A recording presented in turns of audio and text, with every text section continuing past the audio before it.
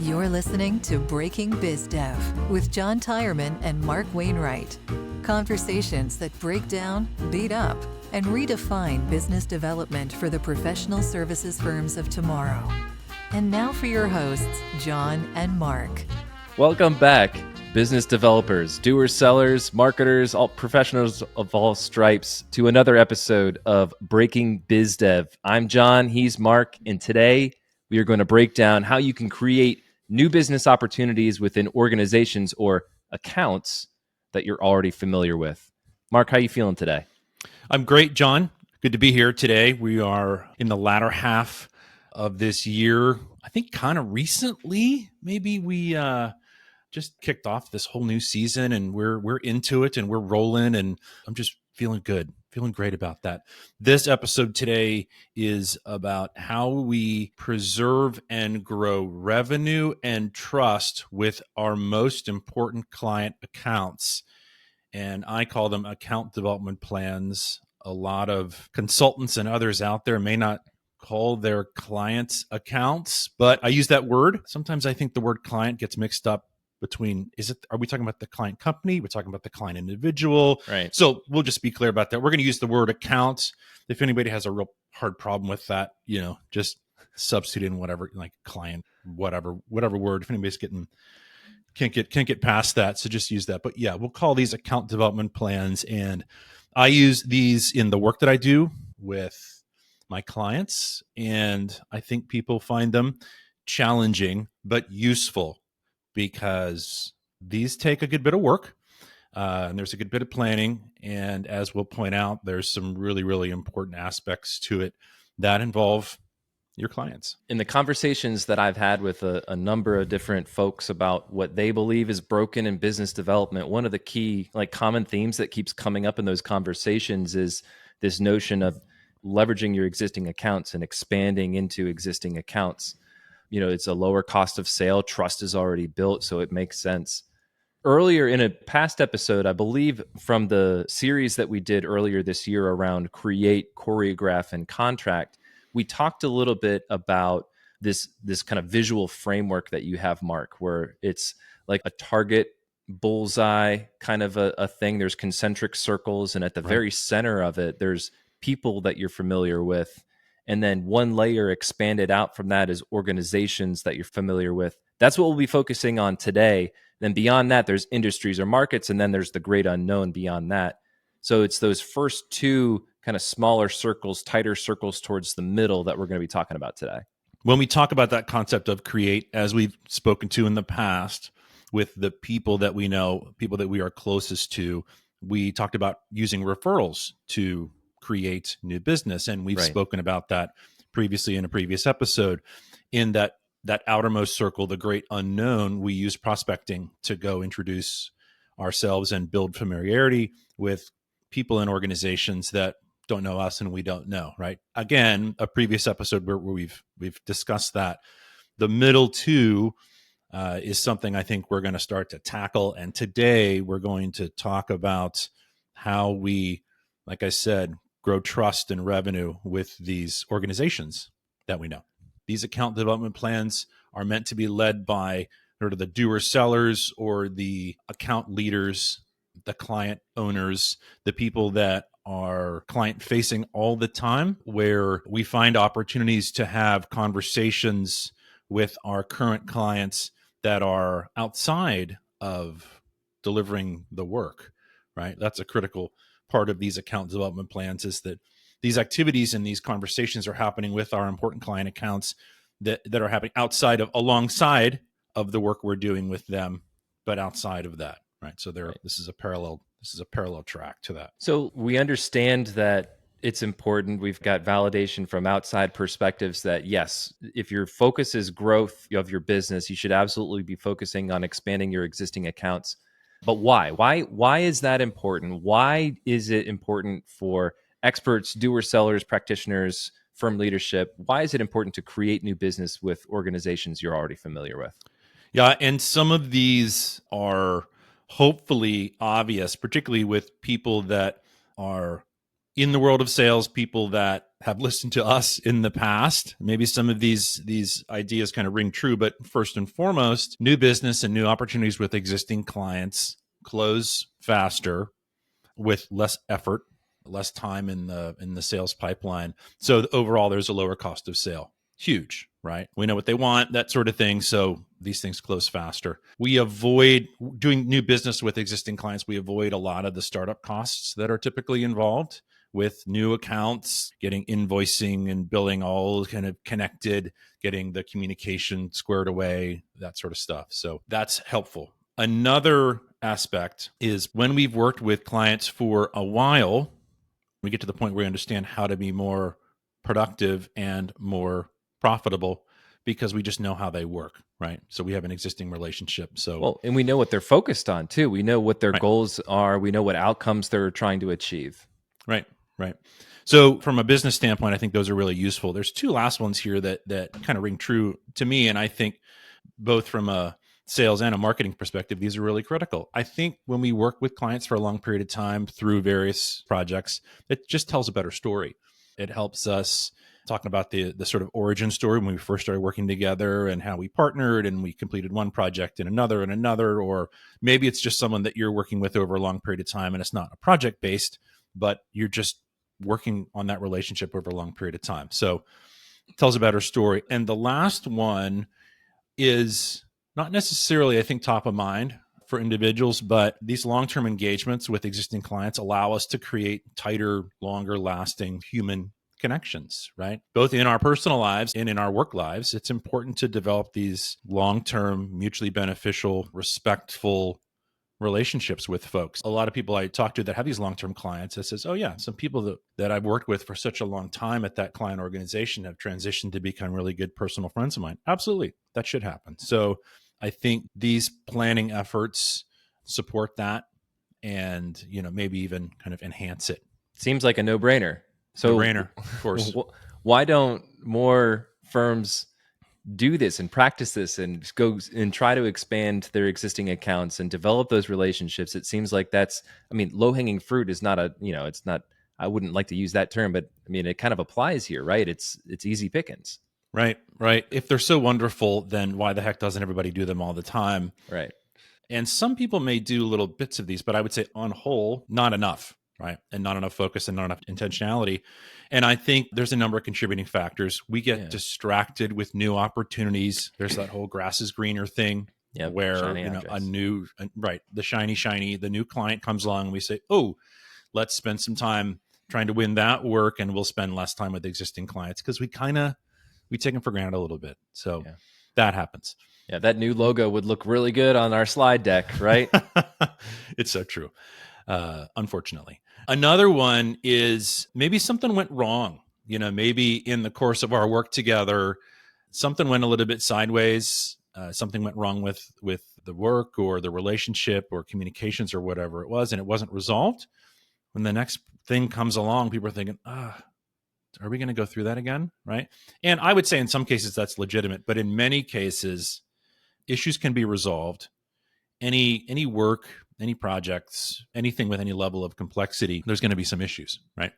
And it's not how we completely avoid those issues, it's how we resolve them, right? It's how we address them, right? So taking accountability. Yeah. And I mentioned this a little bit before. There's another reason we just assume that the relationship is fine. The more work's around the corner, so we don't really spend any time on it, right? And that assumption can get us into trouble.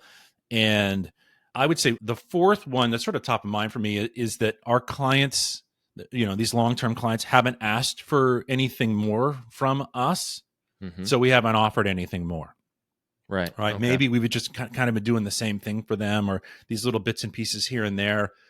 We've always sort of thought there was potential for something more, but we've never explored it. So they don't know what they don't know, right? They don't know what they don't know, right? Good. Exactly. So we need to have a conversation with them. And I think these plans do a good job of helping firms be proactive to engage their existing client in those conversations. So there's 4 reasons I think we don't do it, and it's unfortunate. So I think you touched on something that's really important there, Mark, that is a great segue to starting to develop these plans. And like your clients or these target accounts, your point of contact within those target accounts, they don't know what they don't know. And it's your job as a service provider to be able to look out into the future and see, okay, what are some additional ways that we can add value to this person, to this organization? And so you have a note here that it's really important to co-create this plan with an individual client. Let's unpack that a little bit. When I bring up the concept or the word planning, a lot of people conjure in their minds, we're going to get together with our team in the conference room with the big whiteboard. We're going to do a bunch of arm waving, and we're going to draw a bunch of circles and lines and arrows, and we're going to come up with a plan.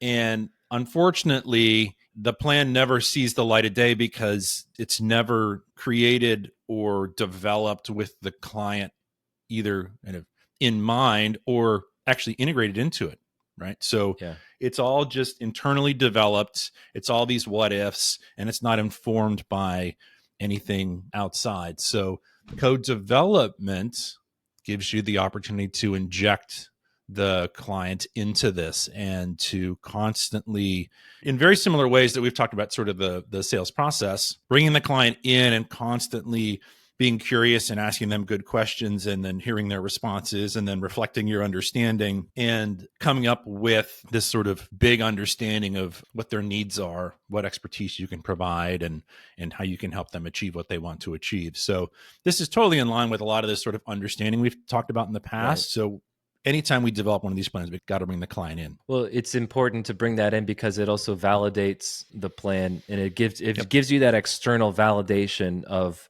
what you're trying to do.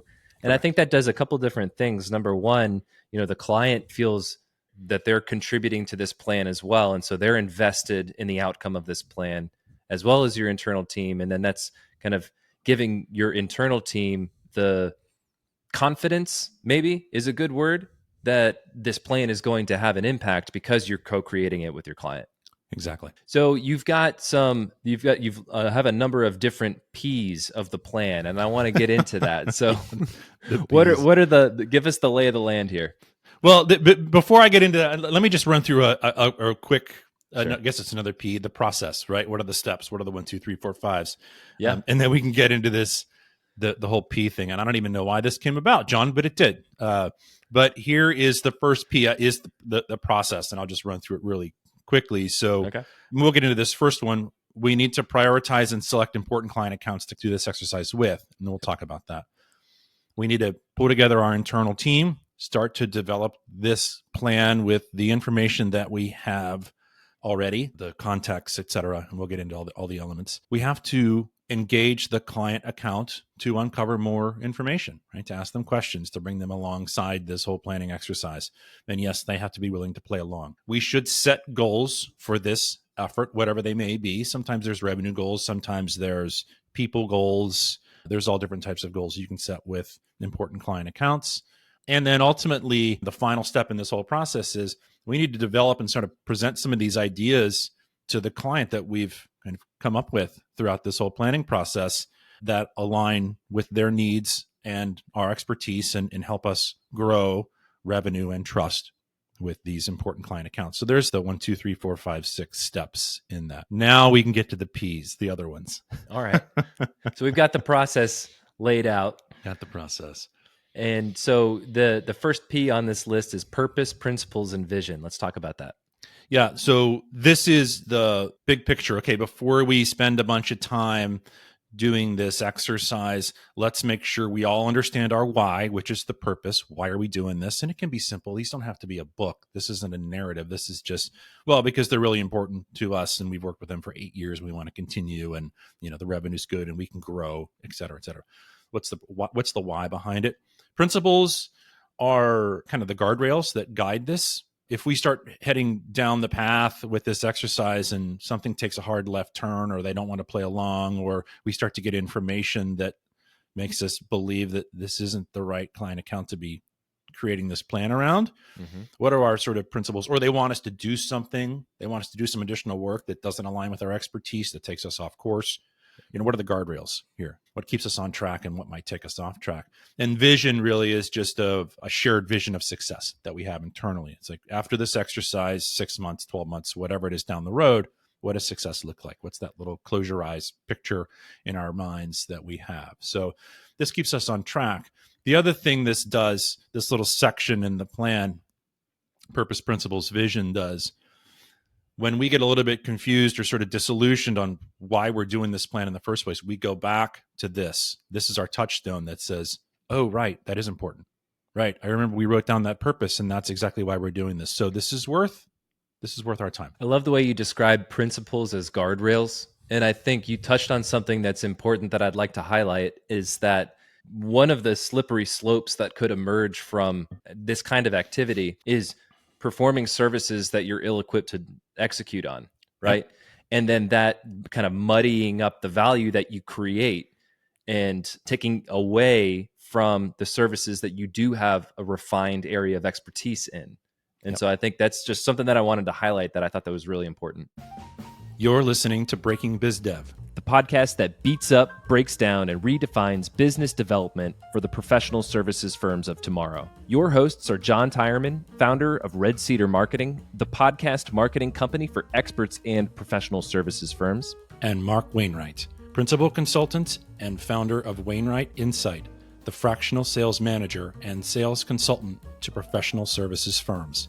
If you find this podcast helpful, please help us by following the show and leaving a review on Apple Podcasts. And now, back to the show.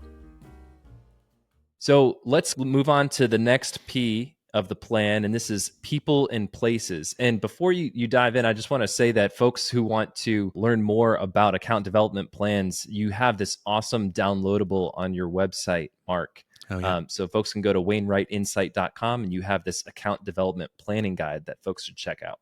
Great. But let's get into the people and places. Good. So people and places, the people are obviously who's your internal team, who are your important client contacts, who are other individuals inside the client organization that you may not know. Those are all people. Mm-hmm. Additional people could be other related contacts that are not within the client account. They could be collaborators, partners, et cetera, right? So we're getting this nice list of people, internal, external partners, collaborators, all of that. And places are obviously related to geographies. What different offices do, if you work with a client account, maybe they have multiple offices, maybe they do business in various locations. What are those things? Where are they? If we're doing a lot of work with one geographic office, is there an opportunity for another geographic office? So it's just sort of getting all the people and places down on this plan. Yeah. And then there's various degrees of importance of those people, I would imagine. In your development plan, you have a relationship score. Is that something that you recommend people use to kind of like rank the different relationships? Yeah, absolutely. And you can do this however you'd like. And it sounds a little strange trying to bring some sort of quantitative measure of a relationship, but I like to do it pretty simply from a 0 to a 3, maybe, where a 0 is this is an individual we don't know at all. Mm-hmm. A 1 is, we know that person and we know of them, right? So we are moderately familiar with them. 2 is we have a good working relationship. Everything's great. This is a client contact. Maybe we interact with them regularly. And 3 is sort of the pinnacle of this relationship score, which is they are an advocate of ours. You know, when a need arises inside the client account, we are top of mind for that individual, or that individual is always willing to, refer us and share our name to others who have similar needs. How this plays into this whole account development plans is that, I mentioned earlier, is that you can start setting some goals for this exercise. You can set goals around relationship scores. Maybe you have one advocate inside a client organization and there's potentially dozens. You can set some goals around getting to know more people, developing those relationships, and creating a whole host of advocates inside a client organization. Thank you for explaining that, Mark. I thought that was a really important point, and I didn't want to skip over that because when you're doing your account mapping, and account mapping is an important part of a development plan, understanding who are the key roles within the organizations, what are the kinds of conversations that we need to have, and how do we have those conversations? Can we get a warm introduction? Can we get a referral to another department within the organization, within the account? So the next P that you have got on your list here is previous work and performance. Let's get into that. Again, this is just getting all the information out about what work have we done previously? Are there various projects? Are there various contracts? Let's get that out. Were they profitable? Were we successful?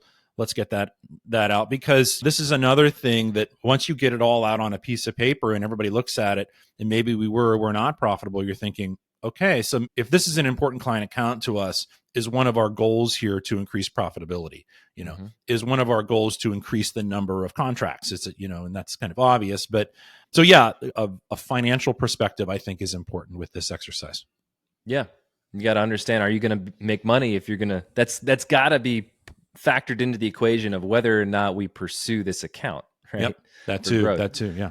All right. So the next P that you've got is problems, or the relation within the relationship. So let's dive into that one.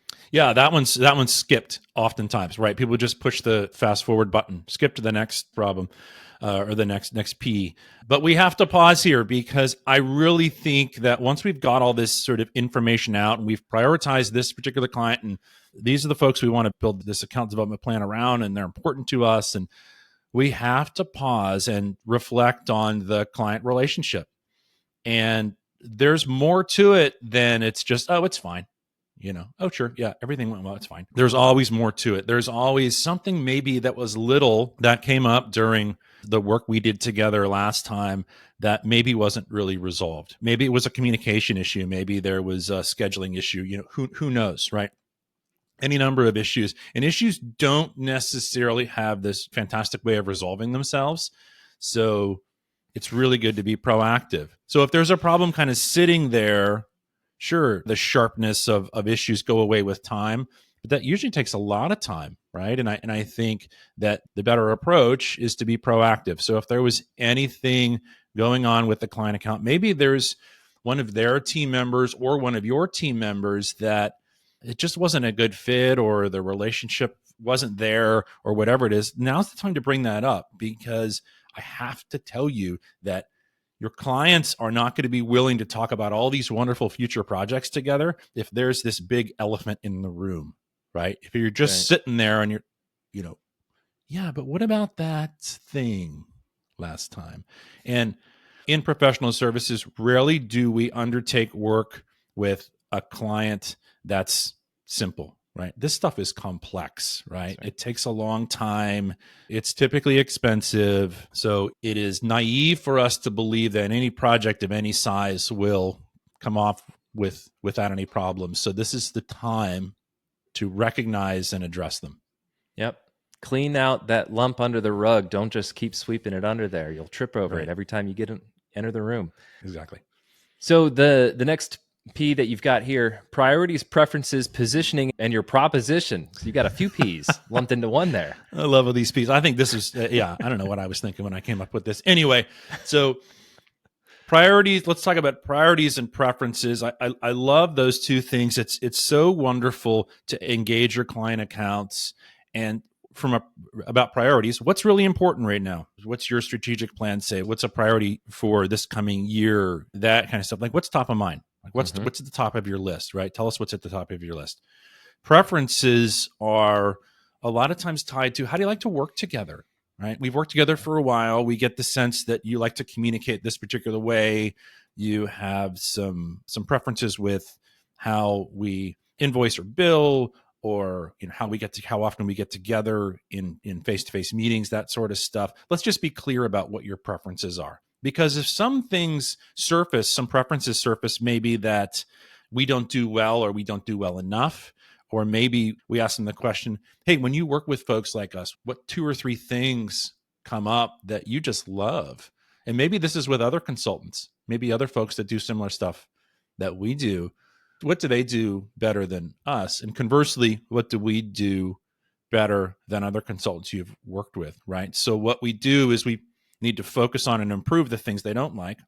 And we need to enhance and improve the things that they like that we do well. So that's what preferences are all about. Positioning is, where do our clients see us in the world of the solar system of consultants and other external experts around them, right? That's right. Clients of any size have multiple external consultants. If it's real estate, or if it's finance, or whatever else, there's a number of external consultants that are working with these client organizations. And where do our clients see us? How do they see us different? or better, or at least what's our slice of the pie that they assign to us, right? Well, let's just clarify what that is. Or how do we overlap with some of the other consultants, and maybe there's an opportunity there. Great. Yeah. Exactly. How can we either do what they do better or work with them better? How can we collaborate with them better? All those things.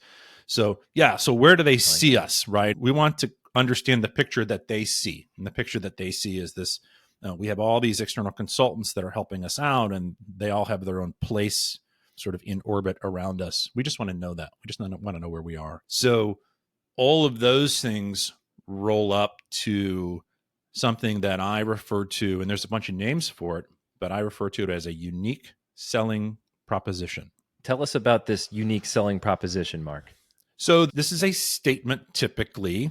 It can be a very short, sort of 1 or 2 sentence thing, and it's generally a summation of what we've uncovered in this priorities, preferences, positioning thing, right?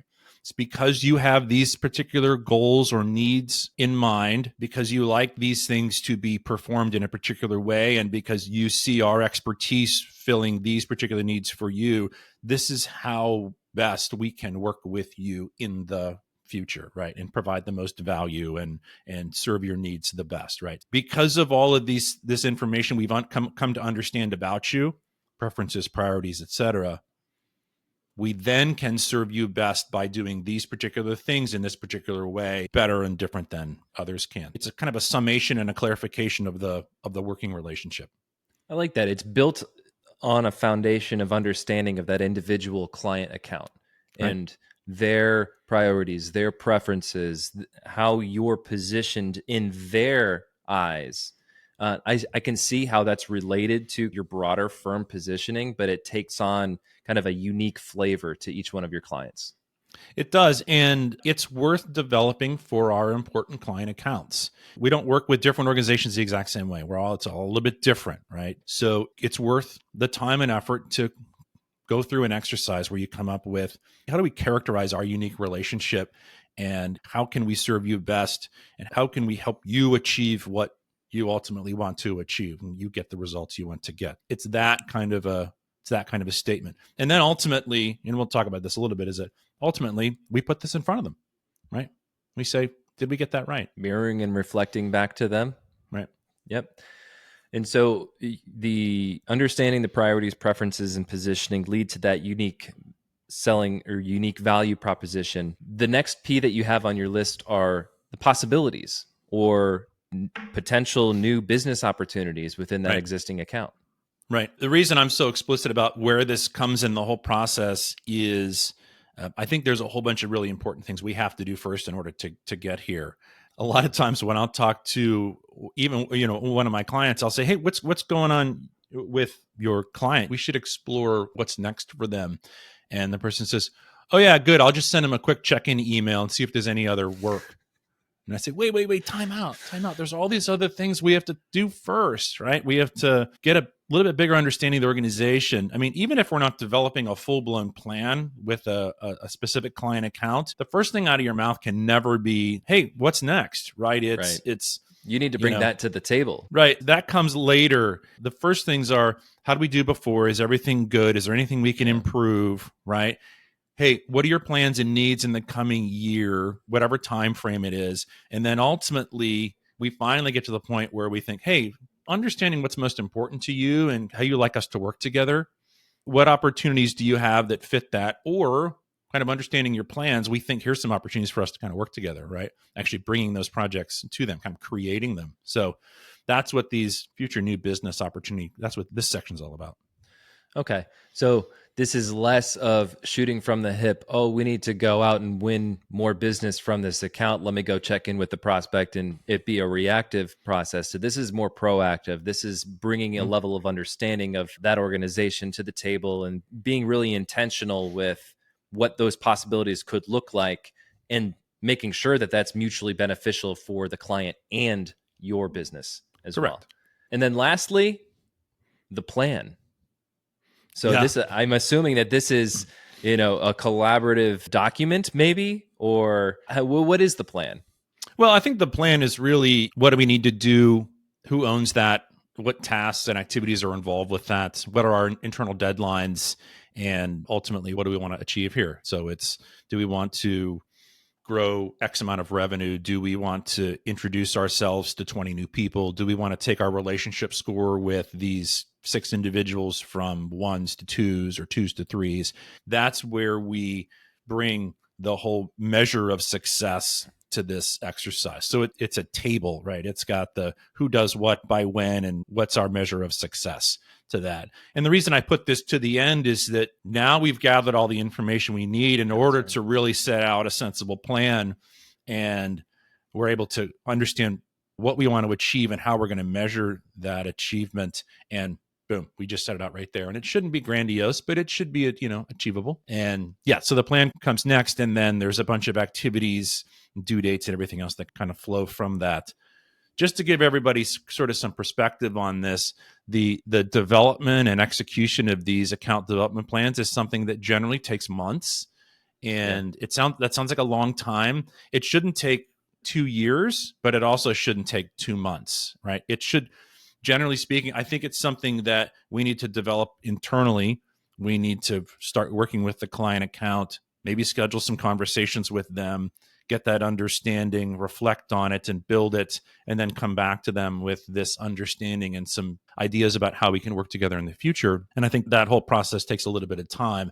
It shouldn't take too long, because ideally this is a spark that reignites the relationship a little bit. Maybe it re-engages us. It lets us both focus on the future together.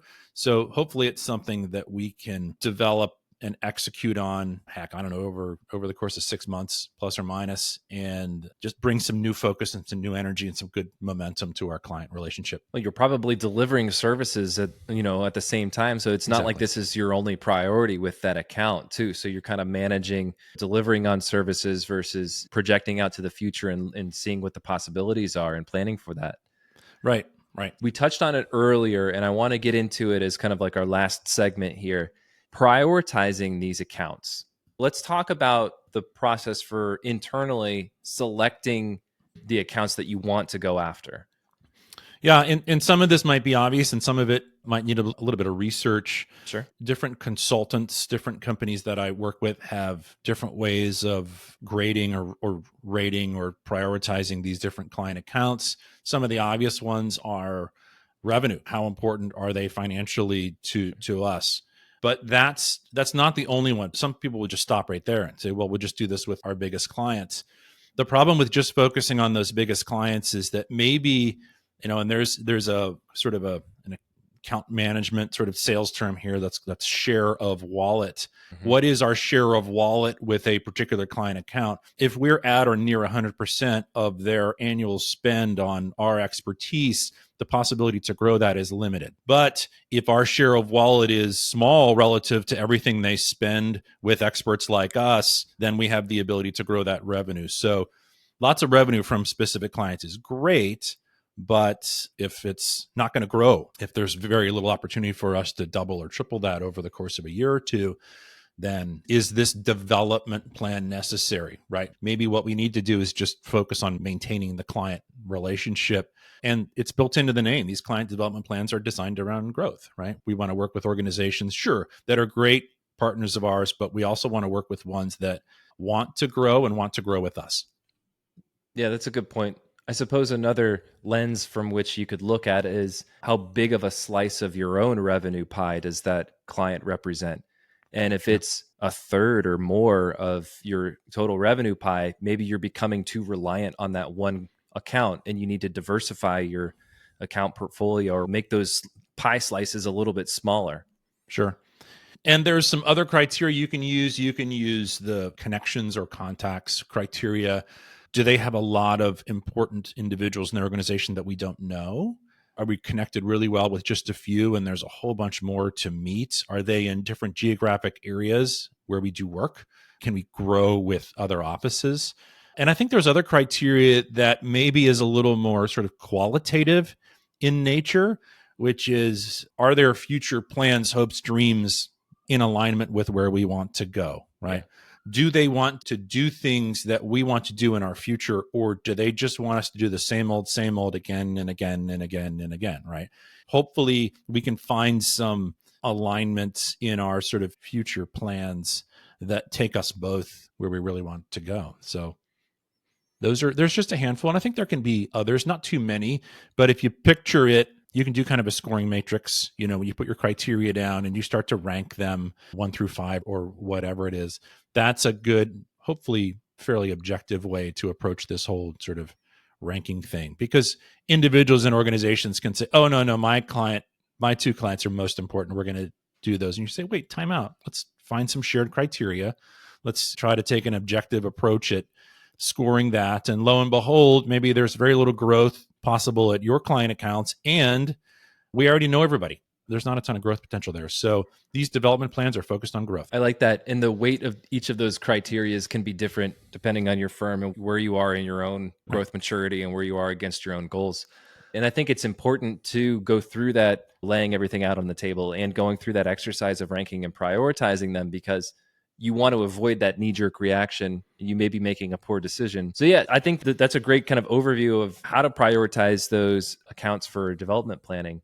As we close here, Mark, maybe folks that are listening to this, they're having a hard time getting started, or they don't know how to get the ball rolling for developing an account development plan. If you could leave, what's a simple message that folks can use to just get a conversation started with their clients? Sure. I think that's important in this sort of co-development. The co-development nature of these plans is critical. They have to be willing to walk alongside you as you co-create this whole plan. And the hope is you can find a client in your important client accounts that is willing to play along, right? And maybe it's something as simple as, look, you're one of our most important client accounts, so we'd like to take the time together to create a plan to uncover ways that we can work together in the future, and we can help you achieve really what you guys want to achieve. There's hopefully going to be some back and forth. We have some questions for you. We want to know what your plans are in the future, et cetera, et cetera. And this ultimately is all about helping serve you better. It's about helping you achieve what you want to achieve and finding out how we can do that. So that's kind of an approach that people can take. And hopefully people out there can think of maybe 1 or 2 client accounts and say, oh yeah, we have a great relationship. We probably could get to know them a little bit better. And something like that statement that is inviting them into this process, not laborious, not too much time, but just a process that helps us both clarify how we're going to work together, will help. Well, we talked about earlier, this process can take 6 months. So getting started now and starting that conversation, and yes, that back and forth, that's part of it, right? And finding all those pieces and building this plan one piece at a time takes time and dedication and effort, consistent effort over a long period of time. It does. Well, Mark, this has been a great episode. We went over account development plans and how, why they're important, all the different elements of an account development plan, how to prioritize accounts for development planning, and then how folks can get started. So thank you so much for sharing your wisdom with us. Yeah, it was a good episode. Thanks, John. Until next time. Until next time. Thanks for listening to Breaking Biz Dev. Subscribe on Spotify and Apple Podcasts, or listen to the show at breakingbizdev.com. This episode was produced by Red Cedar Marketing. If you think a business podcast is right for your company, visit redcedarmarketing.com to learn more.